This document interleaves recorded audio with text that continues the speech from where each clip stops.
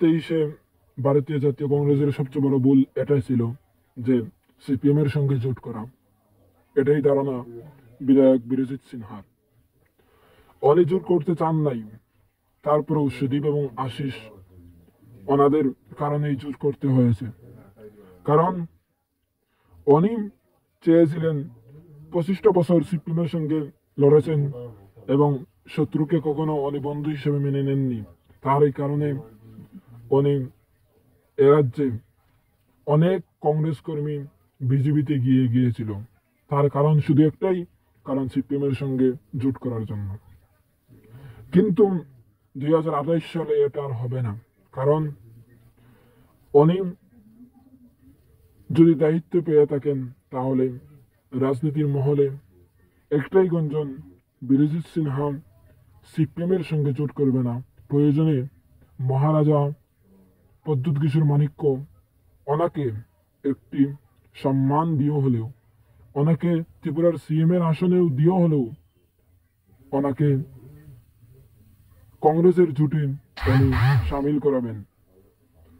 আর মহারাজ প্রদ্যুৎ কিশোর মাণিক্যের সঙ্গে ওনার ব্যক্তিগত অনেক সম্পর্ক রয়েছে এবং এ রাজ্যের ত্রিপুরা প্রদেশ ইউথ কংগ্রেসের যিনি প্রাক্তন সভাপতি অ্যাডভোকেট রাখু দাস,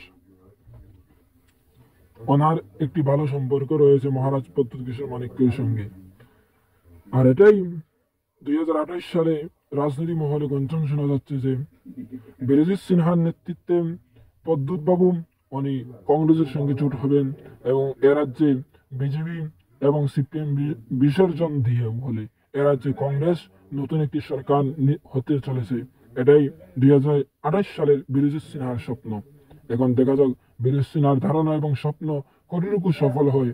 এটাই দিল্লির কংগ্রেসের উপরে উনি রেখে দিয়েছেন। কারণ উনি যদি ত্রিপুরা প্রদেশ কংগ্রেসের সভাপতি হন তাহলে প্রদ্যুৎ বাবু উনি যে করেই হোক উনি প্রদ্যুৎ বাবুকে কংগ্রেসের সঙ্গে সমর্থন দেওয়াবেন এবং পাহাড়ে ত্রিপুরা মাতা একটি ভালো রেজাল্ট করবে।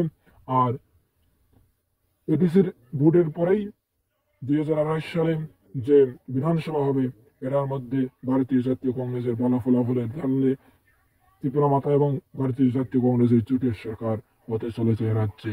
এটাই বীরজিৎ সিনহার ধারণা এবং স্বপ্ন এবং উপমুখ্যমন্ত্রী হিসেবে বীরজিৎ সিনহা হতে চলেছেন। কারণ প্রদ্যুৎ বাবু এ রাজ্যের মহারাজা, যদি উনি মুখ্যমন্ত্রী হতে চান তাহলে বীরজিৎ বাবু ওনাকে দিয়ে দেবে, আর যদি না হন তাহলে বীরজিৎ সিনহা মুখ্যমন্ত্রী হবেন আর এ রাজ্যের মানুষের উন্নয়নের জন্য উনি কাজ করবেন। এখন দেখা যাক দিল্লির কংগ্রেস ওনাকে তৃতীয়বারের মতো ওনাকে ভরসা করতে পারে কিনা। কিছুদিনের অপেক্ষায় থাকুন সবাই। ধন্যবাদ।